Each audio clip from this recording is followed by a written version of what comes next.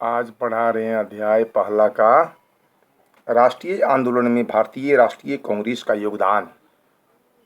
राष्ट्रीय कांग्रेस का योगदान क्या रहा है उसके बारे में बता रहे हैं। भारतीय राष्ट्रीय कांग्रेस आंदोलन में कांग्रेस के योगदान को समझने के लिए हमें यह समझना आवश्यक है कि कांग्रेस ने कौन कौन से पहलुओं पर अपना ध्यान केंद्रित किया, जिनके कारण राष्ट्रीय आंदोलन में इनकी भूमिका को रेखांकित किया जाता है। भारतीय राष्ट्रीय कांग्रेस के इतिहास का नज़र डालें तो यह अंग्रेजी शिक्षा, ब्रिटिश प्रशासन की पद्धति, औचित्यपूर्ण संवैधानिक सुधारों का क्रियान्वयन तथा शांतिपूर्ण एवं संवैधानिक और तरीकों की प्रासंगिकता में उदारवाद कांग्रेसी नेताओं के पूर्व विश्वास से आरंभ होता है। भारतीय राष्ट्रीय कांग्रेस की प्रथम अधिवेशन के अध्ययन भाषण को संबोधित करते हुए व्योमेश चंद्र बनर्जी ने कांग्रेस को भारत की राष्ट्रीय सभा के नाम से संबोधित किया था, है ना, समझे ना। उन्होंने कांग्रेस के महत्व को स्पष्ट किया करते हुए लिखा है कि यह संपूर्ण भारत में जन सामान्य के लिए हितों के लिए एक साझा मंच प्रस्तुत कर भारतीय राष्ट्रीय एकता के विकास को बढ़ावा देगी। इस प्रकार भारत में राष्ट्रवाद के विकास और राष्ट्रीय आंदोलन को गति प्रदान करने में कांग्रेस के योगदान को प्रमुख रूप से 3 अवस्थाओं में व्यक्त किया जा सकता है। ये अवस्थाएं हैं: पहला प्रथम अवस्था सन 1885 से 1905 तक। दूसरा है द्वितीय अवस्था सन 1905 से 1920 तक। तृतीय अवस्था है सन 1920 से 1947 तक। समझे बात को। तो प्रथम अवस्था सन 1885 से 1905 तक भारत में राष्ट्रवाद के विकास की प्राथमिक अवस्था में 2 महत्वपूर्ण घटनाएं घटित हुई। पहली सन 1885 ईस्वी में भारतीय राष्ट्रीय कांग्रेस की स्थापना और दूसरी सन 1905 में बंगाल का विभाजन हुआ। भारतीय राष्ट्रीय कांग्रेस की स्थापना के साथ ही भारतीय राष्ट्रीय कांग्रेस के आंदोलन ने संगठित रूप धारण कर लिया। इसकी स्थापना पाश्चात्य शिक्षा प्राप्त प्रबुद्ध लोगों ने की, जो भारतीय समाज के पूंजी वर्ग तथा उच्च मध्यम वर्ग के प्रतिनिधि थे। इसी कारण कांग्रेस की आरंभिक नीति शांतिपूर्ण व संवैधानिक तरीके से सुधार प्राप्त करना था। ब्रिटिश साम्राज्य के अधीन भारत को बनाए रखना था। समझे। इस प्रकार भारतीय राष्ट्रीय कांग्रेस की प्रारंभिक 3 वर्षों में 1885 से लेकर 1905 ईस्वी तक में उदारवादी नीतियों का प्रभाव पड़ा। समझ रहे हैं। उदारवादी नीति का क्या हुआ, प्रभाव पड़ा। उदारवाद और संयम के समन्वय पर आधारित उदारवादी नीति को अपनाना, जो ब्रिटिश शासन व्यवस्था के अधिक नज़दीक थी। इन उदारवादी नेताओं में दादा भाई नौरोजी, फिरोज शाह मेहता, रानाडे, गोपाल कृष्ण गोखले, सुरेंद्रनाथ बनर्जी, आनंद मोहन घोष तथा चंद्रावरकर आदि प्रमुख थे। इन नेताओं को विभिन्न अंग्रेजी प्रशासकों व नीति निर्धारकों का भी सहयोगी रहा है, जिनमें सर ओ ह्यूम, मयूल नाटन तथा मेंडरबर्न आदि का नाम प्रमुख रूप से हमें लेने को मिलता है ना।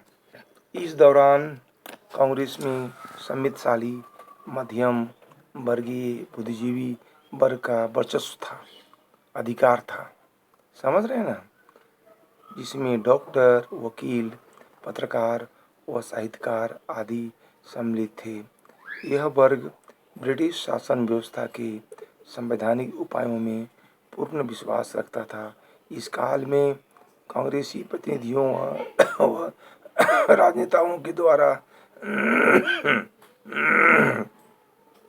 भारत की स्वतंत्रता की मांग नहीं रखी गई, क्योंकि ये ब्रिटिश साम्राज्य को भारत के लिए अच्छा मानते थे और अंग्रेज़ों से संबंध रखना रखना पर गौरव का कार्य मानती थी। सन 1885 से 1905 के मध्य भारतीय राष्ट्रीय कांग्रेस द्वारा ब्रिटिश शासन के समक्ष निम्नलिखित मांग रखी गई। कौन कौन?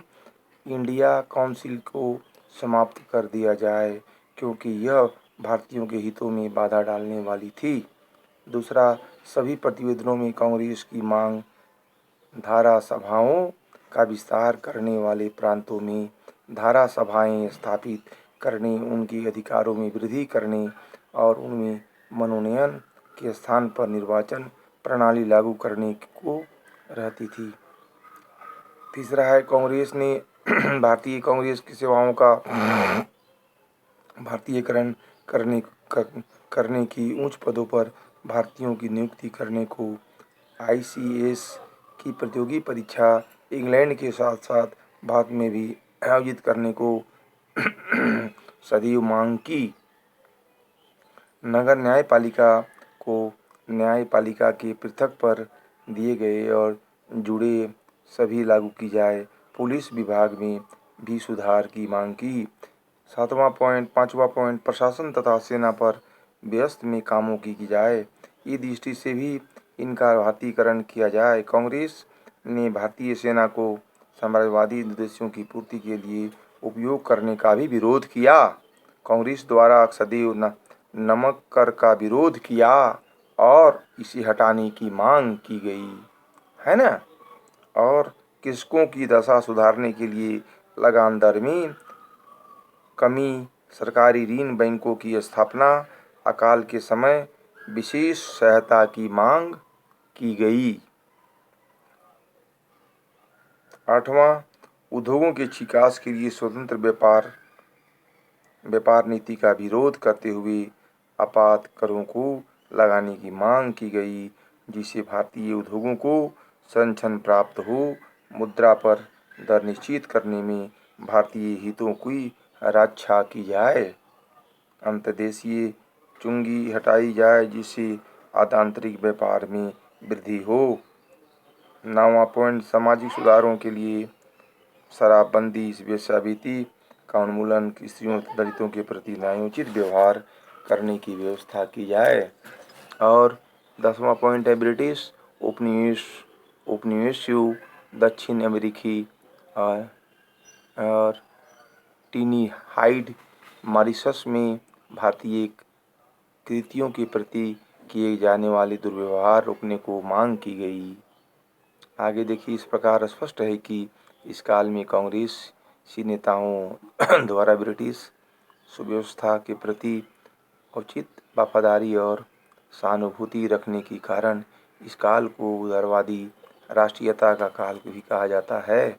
इस दौर में भारतीय राष्ट्रीय द्वारा भारत को स्वतंत्रता की मांग के बजाय प्रशासनिक सुधारों तथा चुनावों में निर्वाचन प्रणाली को अपनाए जाने पर अपना ध्यान केंद्रित किया। क्या किया? ध्यान केंद्रित किया। यहाँ हम कांग्रेस की उदारवादी नेताओं की कार्य योजना को निम्नलिखित इन पर स्पष्ट कर सकते हैं। ब्रिटिश शासन व्यवस्था के प्रति अटूट विश्वास था। हाँ, क्या था? हमारा लक्ष्य भारत सुधार है कि क्रांति। इस प्रकार से स्पष्ट है कि कांग्रेस की उदारवादी नेता ब्रिटिश शासन के प्रति राष्ट्रभक्ति की भावना रखते थे। दूसरा, ब्रिटेन और भारत के संबंधों में सुदृढ़ता लाई जाए, तब हमारा देश सुदृढ़ होगा, यह भी प्रावधान रखा गया था।